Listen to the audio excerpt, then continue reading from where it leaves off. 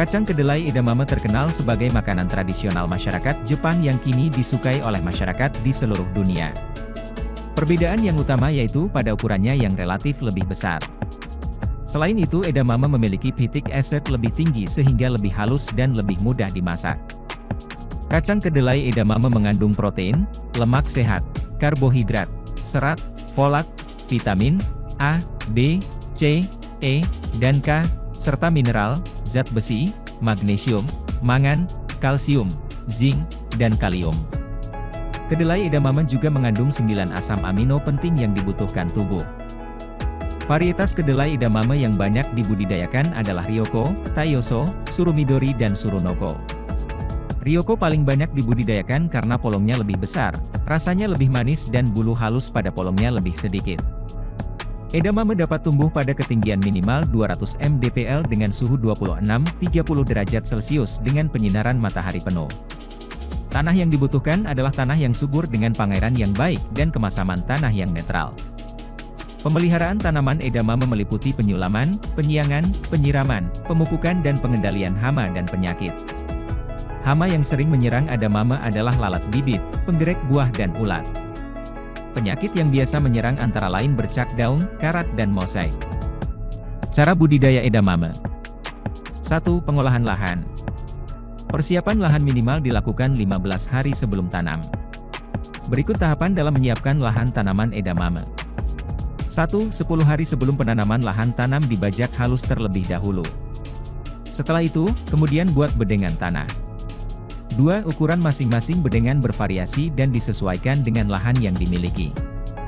Namun, idealnya ukuran bedengan yang digunakan adalah panjang 20 meter dan lebar 1 meter serta tinggi bedengan 20-25 cm. 3. Buat jarak antar bedengan dengan lebar 30 cm. 4. 3 hari sebelum penanaman disarankan untuk memberikan pupuk dasar. Pupuk yang diberikan berupa pupuk SP36 sebanyak 200 kg per hektare dan tambahkan juga pupuk organik sebanyak 600 kg per hektare. 2. Pemilihan benih. Benih merupakan salah satu faktor penting bagi berlangsungnya pertumbuhan tanaman. Benih yang berkualitas baik akan menghasilkan produksi hasil panen yang melimpah.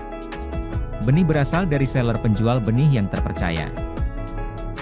Benih berasal dari benih yang bersertifikasi. 2. Daya tumbuh benih mencapai 90-95%. 3. Daya kecambah benih mencapai 98%. 4. Benih tidak dalam masa kadaluarsa. 5. Simpan benih di tempat yang sejuk dan tidak terkena paparan cahaya matahari langsung. 3. Penanaman.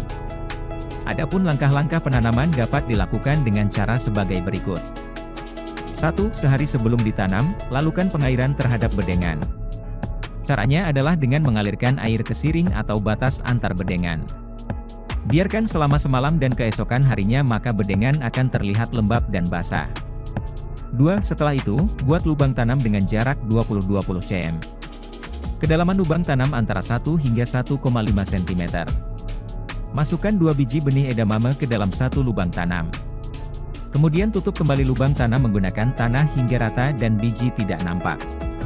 Dalam 1 hektar lahan biasanya benih yang digunakan sebanyak 80-100 kg. Sebaiknya penanaman dilakukan pada pagi hari.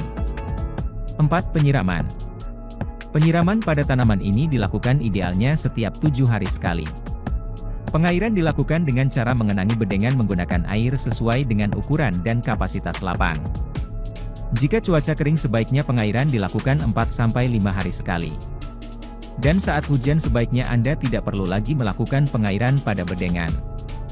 5. Pemupukan. Pemupukan susulan dilakukan pada saat tanaman berumur 10 hari setelah tanam. Pemupukan dilakukan dengan memberikan pupuk KCl dan Za dengan dosis perbandingan 50-50 kg per hektar. Sedangkan untuk pemupukan susulan kedua dapat dilakukan dengan memberikan pupuk yang sama dengan rasio perbandingan 100-100 kg per hektar pada saat tanaman berusia 21 hari setelah tanam. 6. Pembumbunan dan penyiangan. Pembumbunan dilakukan untuk menutup kembali akar tanaman kedelai edamame yang muncul ke permukaan tanah.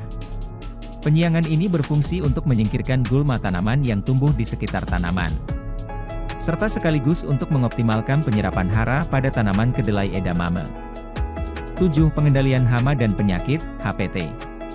Pengendalian HPT dilakukan agar produksi panen tidak terganggu akibat dari serangan HPT yang sering membuat produksi panen berkurang dan menurun. Bahkan pada skala yang mengkhawatirkan, serangan HPT akan dapat menyebabkan kegagalan panen pada tanaman edamame. Karenanya untuk mendapatkan hasil panen optimal, pengendalian dapat dilakukan dengan cara menyemprotkan reagen 50C dengan dosis 1 gram per liter dan Ingrofol 50 WP dengan dosis anjuran 1,5 gram per liter. 8. Panen kedelai edamame. Panen kedelai edamame sendiri dapat dilakukan dalam 2 tahap, yakni pada umur 65 hari setelah tanam untuk mendapatkan produksi edamame konsumsi, serta 90-100 hari setelah tanam untuk memperoleh produksi benih. Kriteria panen juga dapat dilihat dari hal berikut. 1. Standar polong yang siap panen adalah yang memiliki 3-4 biji buah per polong.